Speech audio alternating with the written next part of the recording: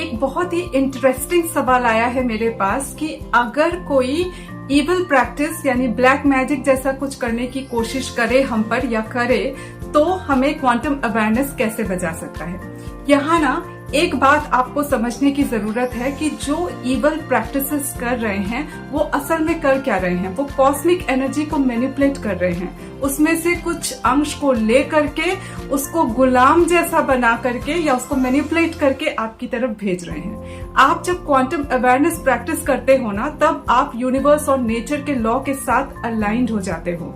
तो जो एनर्जी आपको तब सपोर्ट करती है या जिस एनर्जी के साथ आप अलाइंड हो, वही एनर्जी तो सोर्स एनर्जी है उस इवल प्रैक्टिस की।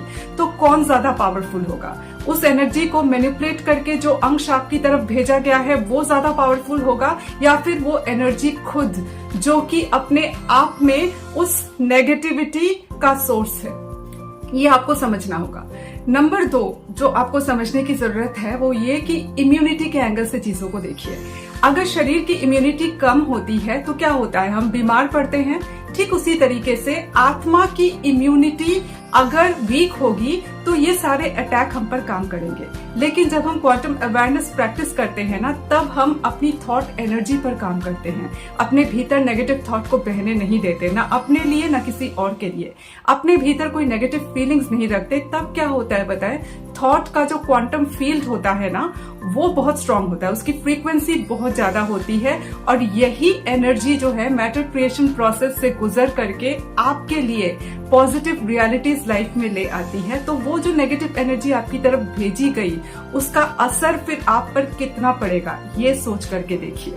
अब कई बार ऐसा होता है ना कि लोग अवेयर ही नहीं होते हैं कि उनके अगेंस्ट में कोई इवल प्रैक्टिस की गई है।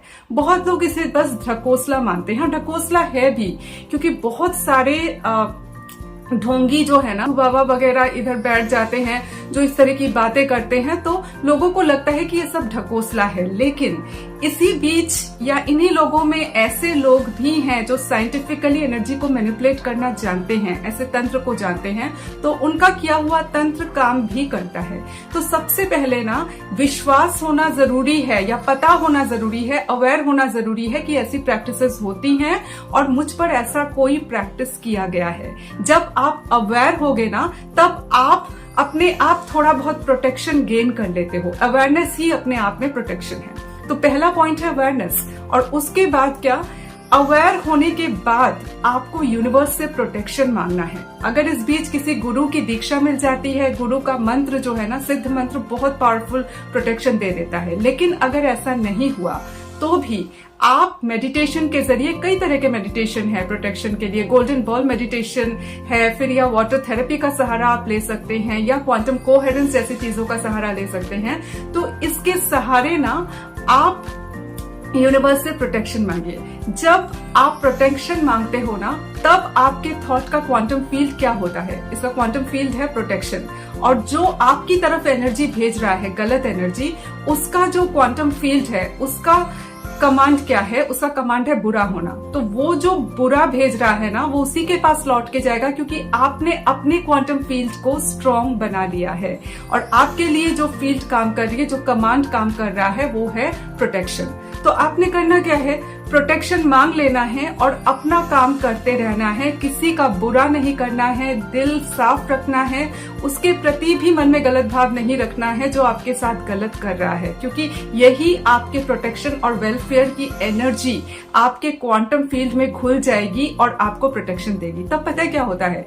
तब आपके चारों तरफ एक ऐसा प्रोटेक्शन का शील्ड तैयार होता है जो कि वो जो इवल एनर्जी आपके पास आ रही है उसे वापस भेज देती है। और अगर आप मेडिटेशन के लेवल पर और हायर जगह पर पहुंच सकते हो, यूनिवर्स के साथ आपका बॉन्ड स्ट्रांग होता है, आपने सरेंडर किया खुद को एकदम क्वांटम लेवल तक, तब पता है क्या होता है कि जो इंसान आपकी तरफ नेगेटिव भेजता है, उसकी सारी पॉजिटिविटी आप खींच लेते हो, और उसने जो नेगेटिव भेजा वो कई गुना होकर के उसके पास वापस चला जाता है। चाहे ये कोई आदमी पैसा दे करके आपके खिलाफ करवा रहा हो, जो करवा रहा है, जो कर रहा है, दोनों की पॉजिटिविटी ना आपके पास आ जाएगी, और जो नेगेटिविटी आपके पास भेजी गई थी वो कई गुना होके उन्हीं पर जाकर के गिरेगी। अगर आप यूनिवर्स को सरेंडर करना जानते हो तो आपको ना तब शुक्रगुजार होना चाहिए उन इवल प्रैक्टिस करने वालों पर कि उन्होंने ये एनर्जी छोड़ी, इसी वजह से उनकी पॉजिटिविटी भी हमें मिल गई, क्योंकि आपके पास अब जो एनर्जी होगी उसमें से एक बहुत बड़ा अंश